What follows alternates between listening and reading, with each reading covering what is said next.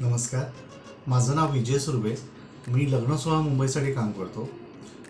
आज आम्ही खास असा विषय घेऊन आलो की आमच्याकडे नावनोंदणी करण्यासाठी जेव्हा आम्ही ज्यांचा फोन येतो, आईवडिलांचा येतो, बहीण भावाचा येतो, वहिनींचा येतो, तेव्हा मी त्यांना सांगतो की तुम्ही तुमच्या ज्याचं नाव नोंदवायचं आहे, मग त्या मुलाला किंवा मुलीला फोन करायला सांगा, आम्ही त्यांच्याशी बोलू, असं आम्ही त्यांना स्पष्ट सांगतो. तर त्यांचं म्हणणं असतं, नाही आमच्याशीच बोला, आम्हीच काय ते ठरवणार, आम्हीच काय ते निर्णय घेणार. तर आपण त्यांना सांगतो, नाही तसं नाही, तर तुमच्या मुलाला किंवा मुलीला फोन करायला सांगा, आपण त्यांच्याशी बोलून घेऊ.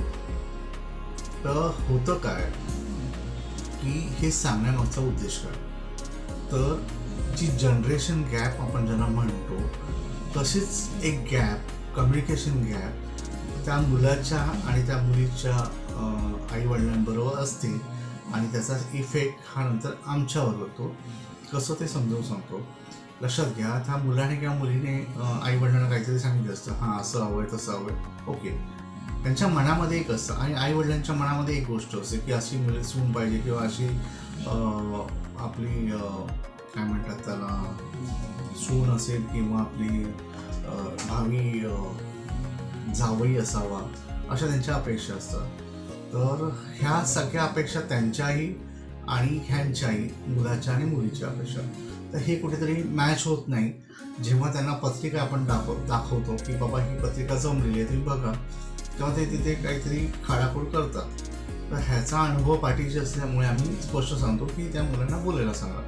राहिली गोष्ट दुसरी की आत्ता राईट नाव की खूपशा विवाह मंडळामधनं लोकांना पत्रिका व्हॉट्सअपवर त्यांच्या मिळतात किंवा मेलवर मिळतात. सेकंड थिंग्स, काही यूट्यूब चॅनल्स आहेत त्याच्यावर मुला मुलींच्या पत्रिका अपलोड होतात आणि त्या त्यांना बघायला मिळतात. असे काही चॅनल्स आहेत. तर त्या तशा चॅनल्सची अपेक्षा ते माझ्या लग्न सोहळा मुंबईकडून करत आहेत. तर मी स्पष्ट सांगतो की तसं काही आमच्याकडे नाही आहे. आमची सिस्टीम ही थोडी वेगळी आहे. ती तुम्हाला झेपते का ते बघा. आमच्या सिस्टीमने चाला. जी सिस्टीम मार्केटमध्ये अवेलेबल आहे ती सिस्टीम तर आहे तुमच्यासाठी. जर तुम्हाला तिथे जायचं तुम्ही जाऊ शकता. पण जी सिस्टीम मी स्वतःसाठी बनवलेली आहे, माझ्या कंपनीसाठी, ती सिस्टीम मी तुमच्यासाठी बदलणार नाही आहे. कारण ही सिस्टीम बनवण्यामागचा काहीतरी उद्देश आहे माझा, आणि ते काय आहे ते मी आता तुम्हाला स्पष्ट सांगतो. तर बघून घ्यायचा. पहिली गोष्ट की आपण कुणाचे फोटो किंवा बायोडा अपलोड करत नाही. कारण जर तो फोटो अपलोड आपण केला आपल्या यूट्यूबवर चॅनलवर, तर तो फोटो हा समाजासाठी सगळ्यांसाठी जातो, पब्लिक शेअर होतो. आणि अशा व्यक्ती, मग तो मुलगा असो किंवा मुलगी, ह्यांना जर रस्त्यात कोणी बघितलं आणि ते काय बोलणार, अरे मी ह्या वेबसाईटवर बघितलं, त्यांचं प्रोफाईल इथे लावलेलं आहे, मग आता मला सांगा, त्या मुलीला किंवा त्या मुलाला वाटणार नाही का, अरे यार हे बरोबर नाही वाटत माझ्यासाठी. तर हा एक हेतू आहे. तर त्याच्यामुळे नाही. दुसरी गोष्ट, आपण लोकांना त्यांच्या पत्रिका शेअर का नाही करत तेही सांगतो. पत्रिका म्हणजे बायोडा आपण अगोदर शेअर का नाही करत तेही सांगतो. कसं आहे, त्या मुलाचा पगार, त्याचं शिक्षण, त्याचं राहण्याचं ठिकाण, तो आता कुठे कामाला आहे, कुठल्या पदावर आहे, त्याला आता सॅलरी किती आहे, त्याचा ईमेल आय डी, त्याचा मोबाईल नंबर, हे पब्लिक करणं मला योग्य वाटत नाही. कारण ही त्यांची व्यक्तिगत मालमत्ता आहे आणि ती मालमत्ता आपण एक लग्नाचा विषय म्हणून पब्लिकला देऊन टाकणं योग्य नाही. आणि ह्याच्यासाठी ही गोष्ट ज्या मुलामुलींना समजते, मी जेव्हा त्यांना सांगतो की बाबांनो, तुमचं शिक्षण, तुम्ही कुठे कामाला आहात, तुमचा पगार, तुमचा ईमेल आय डी, तुमचा मोबाईल नंबर, तुमच्या पदाचं नाव किंवा तुम्हाला किती सॅलरी आहे, कुठल्या कंपनीत आहे, हे मी पब्लिश करत नाही कधी. हे तुम्हाला पटतं का? तर त्यांना ते पटतं. कारण त्यांना माहिती आहे की हे पब्लिश झालं तर लोक आमची माहिती पूर्ण घेऊन ठेवणार आणि त्याचा उपयोग नाही होणार, त्याचा दुरुपयोग होणार. आणि तो दुरुपयोग होऊ नये म्हणून आम्ही जेव्हा तरुण पिढीला सांगतो की बाबा आपण ही काळजीपूर्वक आपल्याकडे स्टोअर करतो, जेव्हा तुमची एखाद्या मुलामुलीबरोबर पत्रिका जमेल तेव्हा आपण त्यांना शेअर करतो. पण त्यांना एक अट असते की जर तुमचं ह्या दोन जोड्यांमध्ये जमलं नाही, तर जी पत्रिका मी तुम्हाला शेअर केलेली आहे ती तुम्ही त्रयस्थ व्यक्तीला द्यायची नाही आहे, द्यायची नाही कोणाला.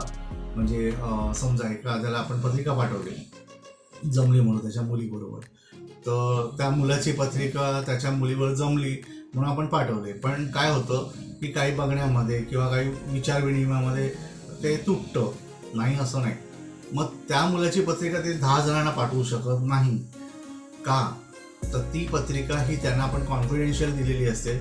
त्यांच्या मुलीची ही पत्रिका आपण समोरच्या मुलाच्या फॅमिलीकडे दिलेली असते. त्यांनाही आपण सांगितलेलं असतं की जर तुमचं योग्य प्रकारे झालं तर चांगली गोष्ट आहे, नाही झालं तर तिथे ती पत्रिका स्टॉप करा, त्याच्या पुढे ती जाता कामा नये, तुमचा विषय ती संपलेला आहे, बस झालं. तर अशा पद्धती आम्ही त्यांना अड घालतो पत्रिका शेअर करताना. तर ह्याच्यातनं काय होतं, त्या मुलामुलींचा जो काही बायोडा आहे तो सेफ राहतो आणि हे गरजेचं आहे. आज मुलं मुली हे कमीत कमी 30-40 हजार रुपये पगारापासून ते 1.5-2 लाखापर्यंत पगार घेत आहेत आणि अशा कंडिशनमध्ये त्यांची माहिती लीक करणं मला योग्य वाटत नाही. म्हणून माझं लग्न सोहळा मुंबई सांगतं की बाबांनो, तुमचा बायोडा म्हणजे तुमची जी माहिती, तुमची पत्रिका, तुमच्या अपेक्षा ह्या जमल्या तर आपण ती पत्रिका शेअर करतो एकमेकाला. तर ह्याच्यामुळे माझ्याकडे येणारा जो क्राऊड आहे हा तरुण वर्ग आहे. बी फ्रँकली हा तरुण वर्ग आहे. त्यांना जे हे माझा व्हिडिओ बघितला ह्या लोकांनी अगोदर माझ्या व्हिडिओबद्दल माहिती घेतली ते लोक माझ्याकडे येत आहेत. पण ज्या आईवडिलांना वाटतं की नाही आम्हालाच नाव नोंदवायचं आहे, आम्हीच करणार, आम्हीच सगळं करणार, तर मी त्यांना सांगतो की बघा, तुम्हाला नाही पटत ना, सोडून द्या. मी फ्रँकली लग्न सोहळा मुंबईमध्ये येऊ नका. तुमच्यासाठी पूर्ण मार्केट ओपन आहे, हवी तेवढी विवाह मंडळ आहे. पण जर तुम्हाला लग्न सोहळा मुंबईमध्ये नाव नोंदवायचं असेल तर तुमच्या मुलाला किंवा मुलीला पुढे आणा, त्यांना आमच्याशी बोलायला द्या, आपण करू ना. आणि ते जेव्हा आमच्याबरोबर काम करत आहेत, कॉर्डिनेट करत आहेत, तर ती मुलं तुम्हाला सांगणारच ना. एखादी पत्रिका जमले किंवा काही माहिती घ्यायची असेल तर तुम्हालाच सांगणार आहे, पण त्यांना आमच्याशी बोलू दे. आता मला एक गोष्ट सांगा, जो माणूस एखाद्या बँकेचा मॅनेजर आहे, मॅनेजर पदावर आहे, तो समाजाशी हवं तसं बोलू शकतो, मग तो माझ्याशी कॉर्डिनेट करू शकत नाही का? मी काय वेगळा आहे का? तर नाही. तर मी ही तसाच माणूस आहे, तुमच्याशी कॉर्डिनेट करणारा, त्या मुलीशी कॉर्डिनेट करणारा. तर तुम्ही सभ्यपणे तसं भेटा आणि बोला माझ्याशी. पण ह्याच्यातनं काय होतं की आपल्याला जे आपली गरज आहे ती फुलफिल होते. तर माझी सगळ्यांना विनंती आहे की तुम्ही जेव्हा असा हा जे तुम्ही म्हणता की आम्हाला हे पाठवा ते पाठवा, तर तसं काही शक्य नाही आहे. लग्न सोहळा मुंबईचे स्वतःचे टर्म्स अँड कंडिशन्स आहेत. त्या टर्म्स अँड कंडिशन तुम्हाला योग्य वाटल्या तरच आमच्याकडे नाव नोंदवा, नाही तर नो प्रॉब्लेम. मी कधी कोणावर रागवत नाही आणि कोणी माझ्यावर रागवू नये की तुम्ही आमच्यासाठी टर्म्स अँड कंडिशन हे करा, शक्य नाही आहे. कारण माझा अनुभव मला शिकवतो की ज्या गोष्टी मी ह्याच्या अगोदर केल्या आणि त्याच्यातनं माझ्या क्लायंटला त्रास झालेला आहे, तर त्या गोष्टी मी परत रिपीट करत नाही. आणि म्हणून मी हे सगळे निर्णय घेतलेले आहे की जर तुम्ही आईवडील मला फोन खूप करतात, आईवडिलांचेच फोन जास्ती असतात की आमच्या मुलाचं बघायचं आहे, मुलीचं बघायचं आहे, तर मी त्यांना सांगतो की आपण बघू ना, नो प्रॉब्लेम, पण त्या मुलाला किंवा मुलीला फोन करायला सांगा ह्या नंबरावर आणि मी नंतर बोलतो. तर त्यांचं म्हणणं असं नाही, आम्ही बोलणार आहे ते. So sorry. आणि हा व्हिडिओ मी आता संपवतोय. जर तुम्हाला ह्याच्यात काही वाईट वाटलं असेल तर सॉरी, पण ज्या टर्म्स अँड कंडिशन मी सांगितल्या आणि ज्या गोष्टी मी तरुण पिढीसाठी सांगतोय की बाबांनो अशा पद्धतीने मी हे कॉन्फिडेन्शियल ठेवण्याचा प्रयत्न करतोय, हे जर तरुण पिढीला पटत असेल तर त्यांनी नक्की माझ्याकडे येऊन नाव नोंदवायचं आहे. माझ्याकडे त्यांचं स्वागत आहे. पण जर त्यांना ते पटत नसेल तर आय एम एक्स्ट्रीमली सॉरी. धन्यवाद.